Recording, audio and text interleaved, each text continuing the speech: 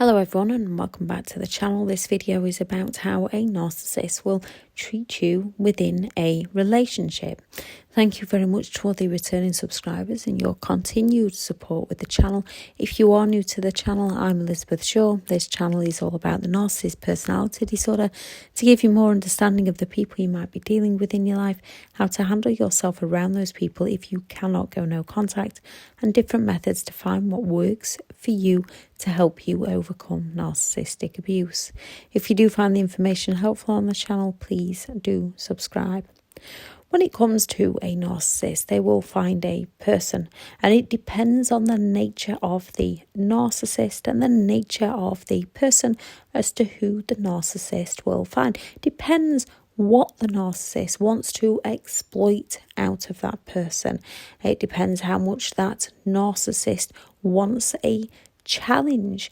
There are some narcissists that need overly confident, successful people for a greater challenge. There are some narcissists that find people who aren't as confident just as much of a challenge.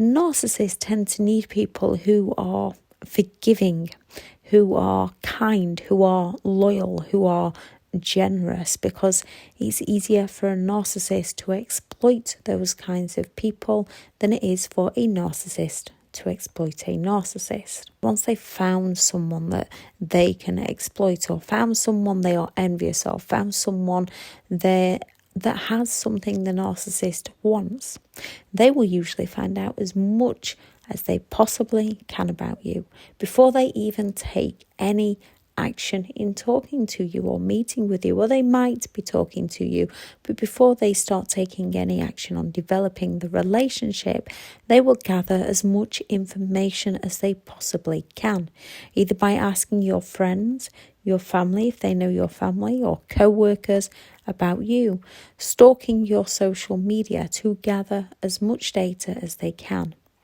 Once they have the information they need, they will start the love bombing, the idolization stage. They often already know the things about you to draw you in fast, so that you have, or you feel like you have, that immediate connection with them, not realizing you don't know them and that they are manipulating you, they are exploiting you. They will be full of flattery, which we often mistake as compliments, the words of affirmation. They might want to spend as much time as they possibly can with you. That excessive attention, the quality time together, bombarding you with messages. If you like gifts, they might be sending you those excessive gifts, whatever that gift is for you, whether that is the giving of actual gifts or doing things for you, doing things to help you out. They mirror you and all that you do. They like everything that you like, and you seem to have everything in common with them. Narcissists will get to know all your insecurities and any pain that you've had in your past. They would claim that they will never ever treat you in that way. Some will go as far as to tell you stories about how they've been treated that way, how they know how it feels, and how they would never do such a thing to you. Once they've got you, the idolization stage can continue. It might not be as intense as it was in the start, which most people can pass off as the honeymoon period is over. And how long a honeymoon period with a narcissist lasts depends on the type of narcissist and who you are as a person. When a narcissist no longer feels you are meeting their needs, they will start to devalue you. First, they could just start acting differently towards you. They might start messaging less, not spending as much time with you, not doing as much for you. Or if they moved in with you very fast, they'll just be not as interested in spending quality time with you. This can often leave you wondering what's wrong and what you've done, and you might ask the narcissist if everything's okay, if you can help them. Most narcissists will lie. They will come up with some rational excuse that they're overworked or they're too tired. And most people, these excuses are very, very valid. What a narcissist says are valid and can happen in everyday relationships. Most people can then think they're just settling into the norms of a relationship, not realizing that the honeymoon period with a narcissist is the exploitation of a narcissist. Most people can class it as the excitement of the newness of a relationship wearing off, not realizing that the narcissist has just realized that you are human, and as all humans do, make mistakes. When a narcissist is no longer getting enough positive attention from you, they change on you. When a narcissist is no longer getting what they want from you, they change on you.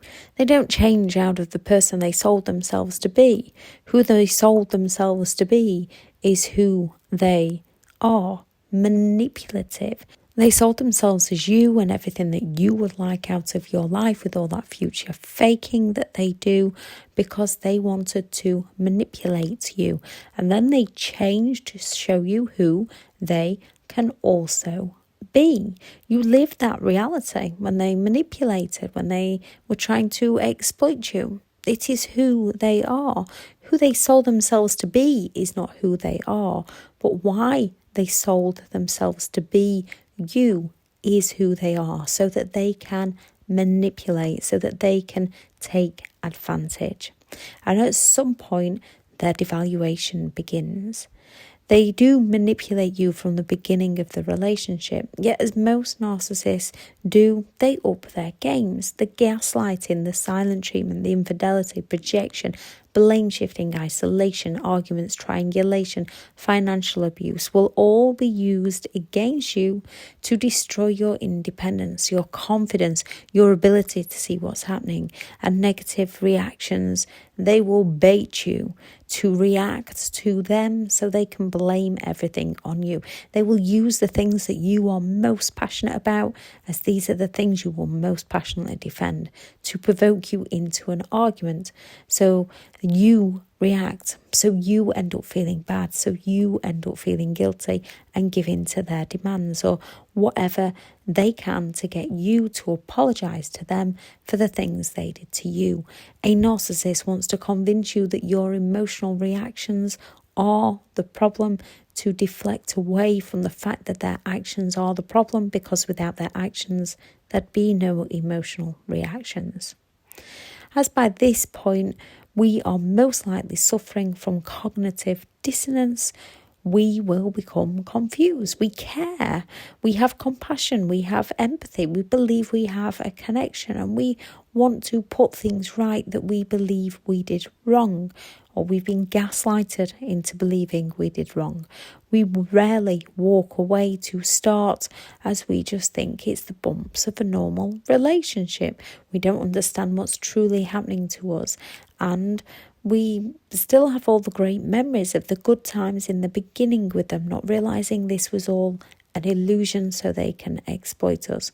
Because we care about them, we want to try and fix things, we want to try and help them. And as soon as we start trying more to help them, they will bring that intermittent reinforcement of the idolization period back. So we end up questioning ourselves all the more.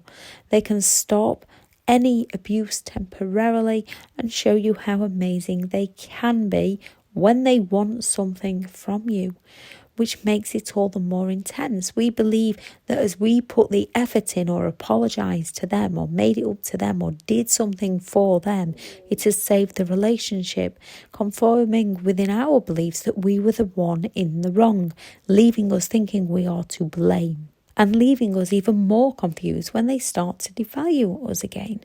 These moments can last days, weeks, months, or years, depending on the narcissist. They will cycle between the idolization, devaluation, intermittent reinforcement, to keep you locked in the relationship, full of self-blame and full of self-doubt, and becoming more confused. Sometimes they can devalue us while in the idolization stage if they find a new target that has something that they want. Or if that doesn't work out, they start the idealization stage again with us and discard the other person whatever works in the narcissist's best interest. They may resort to those preventative hoovers, the intermittent reinforcement, if they believe you will abandon them and they've not got a replacement lined up. So they are more than capable of giving you an amazing and an intense love bombing stage again, depending on the type of narcissist. The victim narcissist will most likely use those pity plays to pull in on your sympathy. Although most narcissists can and will play the victim, some will use violence, some will use threats, either overt, I'll take the children if you leave, or I'll make sure nobody sees you again if you leave me, the covert. Nobody will love you, or I'll make sure you regret leaving me. Once they have a replacement sorted, because they are the self-entitled hypocrites, most narcissists will then up and leave you. Some can be a lot more calculated, and some can have the financial resources to sweep you off your feet with the holidays and the cars and the homes to keep you hooked, or to take finances away from you so you feel like you can no longer support yourself if you were to leave them. At some point, however, most narcissists will leave, as nobody falls in love faster than a narcissist who needs a place to stay or prove they are not the problem. Many narcissists move on fast, finding a replacement before they've even ended it with you. They might triangulate you and the new against each other, either by getting reactions out of you to help the narcissist with their smear campaign against you of just how crazy you are, so they can gain the sympathetic attention from the new. While getting reactions from you, they're getting to have their cake and eat it. They're getting to get all the positive attention and sympathetic from the new supply, and they're getting to destroy you in the process and get the negative attention from you.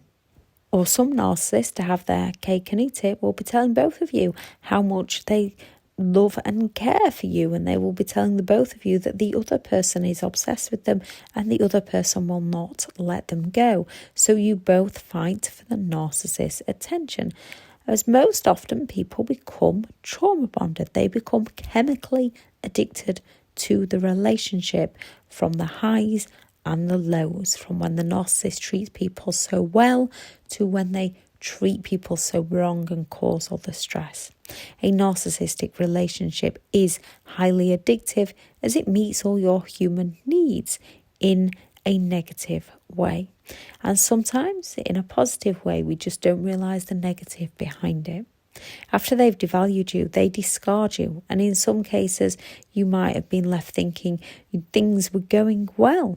And then all of a sudden they just up and leave you like a piece of trash that they're no longer interested in. Often giving you no closure, leaving you to chase them for answers, or leaving the door open for them to come back for the hoover. Most will try to test the waters to come back for the hoover, to suck you back into their games so that they can exploit you and then treat you like dirt and throw you away again, discard you all over again. Then they repeat this with their latest target, with the new person, or they repeat it with you. The only way to stop this is by you standing up for yourself and saying no more, getting to safety, getting restraining orders if needed. The final discard comes from you writing out all the negatives of the relationship and how it always cycles around to you getting hurt. So when you doubt yourself and want them back, read it.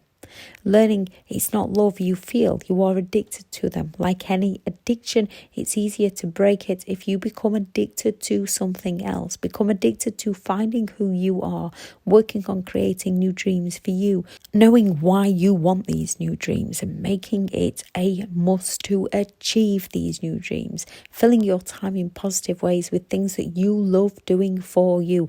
All the things that the narcissist wouldn't let you do, start doing those things again. Learning to stop people pleasing just so you're liked. And don't be offended by those who don't like you. They are not for you. Creating your personal values, rewriting your personal beliefs to learn who you are, create your boundaries and stick by those boundaries. Learning to think that if you are saying yes to someone else, you are saying no to yourself. It needs to be a no to them and a yes to you.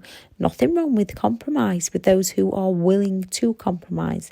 Those who are not worthy of your compromise. Learning what others say about you does not define you. Writing out all the endless invalidation comments others have made about you and putting in place your own thoughts, remembering that you are enough, telling yourself that you are enough, writing down that you are enough, taking good care of your own personal thinking abilities. Anything that pulls you down, you need to throw out and replace it with things that lift you up. You have the power within your mind to think and feel how you want to say no to those outside events. Do not give those negative events your attention. No to the past. It's not defining your future. You're in control of your thoughts. You're in control of your life. Then go and make a new life for you, new dreams. You can and you will. I shall add in the description the playlist for the common patterns of a narcissistic relationship to give you more information on those. They go into a lot more detail, and also what happens to you within a relationship with a narcissist. I am currently full for one-to-one coaching. I have partnered with BetterHelp, and their sponsored link will also be in the description. There's lots of information in the description if you'd like to take a look in there. Thank you very much for listening, and go out there and create the day that you deserve, because you do deserve to have an amazing day. Bye.